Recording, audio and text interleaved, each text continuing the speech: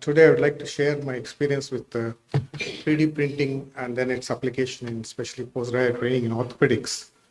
So we all know the traditional see one, teach one, do one and teach one was the classical teaching when I was a postgraduate. With the change in the technology, the newer colleges coming, the clinical material is drastically reduced. So we need to have alternatives. So we thought, can we use 3D printed models for surgical training in hand surgery, especially for the postgraduates? So the modern triad of teaching, what we believe now is the CME, where you get the knowledge, fundamentals, the basics. Of course, workshops have become very popular, but workshops, I usually feel they are limited to the new technology and newer procedures that have come. Simulation is probably the only way where we can get the hands-on training with zero risk to the patient, and that gives more confidence. So simulation models are going to be probably the future for surgical training, especially in hand surgery. Now, why this is important is simulation models are ethical, repeatable. You can practice any number of times in the model. You can afford to make mistakes, and then safe practicing grounds. You are not harming anybody doing simulation models. So with this background, we try to develop some models, two models which we have developed for practicing the simulation surgery. I will just share my experience with what we came out of these two models. So there are different models of simulations in hand surgeries. We've got synthetic models with flexors, and then you have got cadaveric stimulation, virtual reality, benchtop. So I'm going to talk to 3D printed models. So these are the two 3D printed models which we have developed or which are using for surgical training to postgrad. One is for the flexor tendon repair. The other is a model of the wrist where we have a fractured scaphoid. We deliberately made it opaque so that it should resemble for a percutaneous fixation practice of the scaphoid fracture, but also for the practicing fractures of the distal end of the radius. Now, this is the advantage of this flexor tendon model, what you have developed. It just mimics the natural human flexor tendon, including the pulley systems. Probably one of the most important things in flexor tendon repair is retaining the pulley system, understanding the pulley systems, and trying to do an appropriate repair according to that thing. So the conventionally we used to use, this is how we have developed this from a CT scan of the hand. I will not go into the details. So conventionally we use porcine models. The big disadvantage of the porcine models is there are some ethical issues, there are some zoonotic infections, some religious concerns, as well as you don't get the feel of a pulley system. So in our flexor tendon model, it's almost like a regular finger. You have all the pulleys created, all the pulleys designed, and you have the flexor tendon. We use a silicone rod, which is as soft as a normal flexor tendon.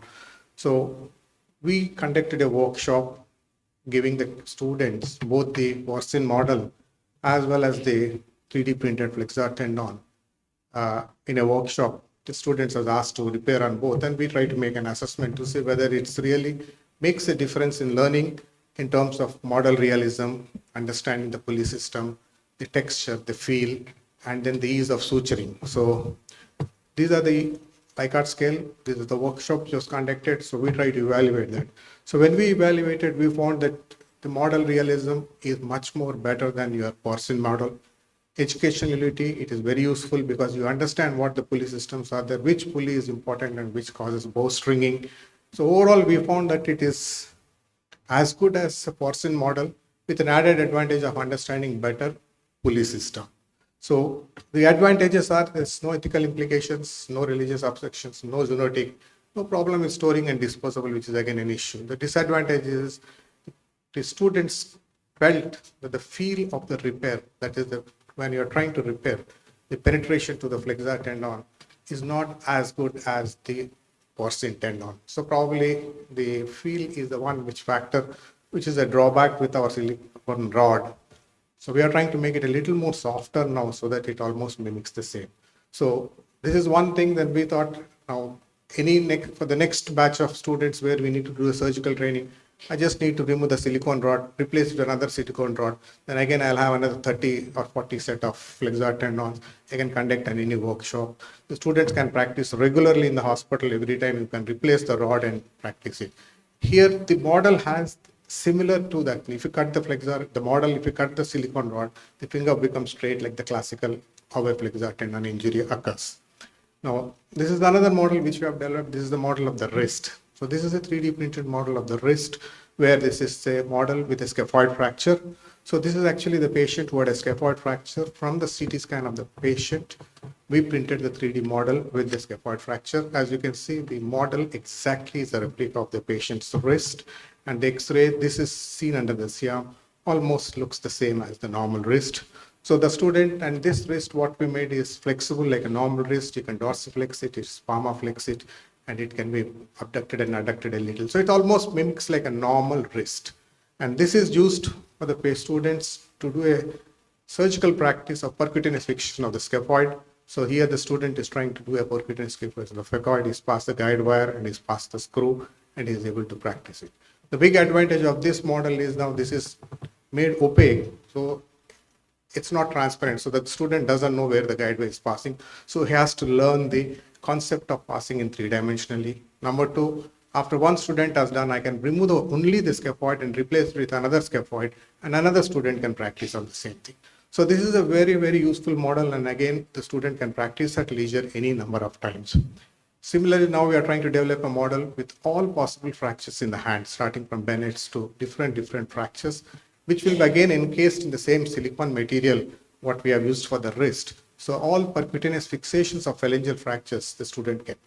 So in summarizing, so we want to make one wrist with a hand, where hand has all the fractures, wrist has the distal radius fracture and a scaphoid fracture. With one model, the student can practice over a period of time all forms of percutaneous fixations for these hand surgeries. Probably percutaneous fixation is the most popular one.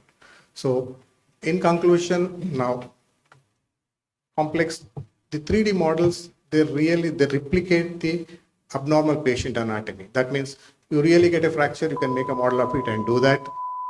Then this shortens their learning curve so that they get more confident, and repeatability. The student can practice any number of times at his time and at his convenience, can always be guided. We can always use the models to compare between two sets of students. Probably in the future, simulation models are going to be used to assess the surgical expertise, probably in the exams. It may come in the future.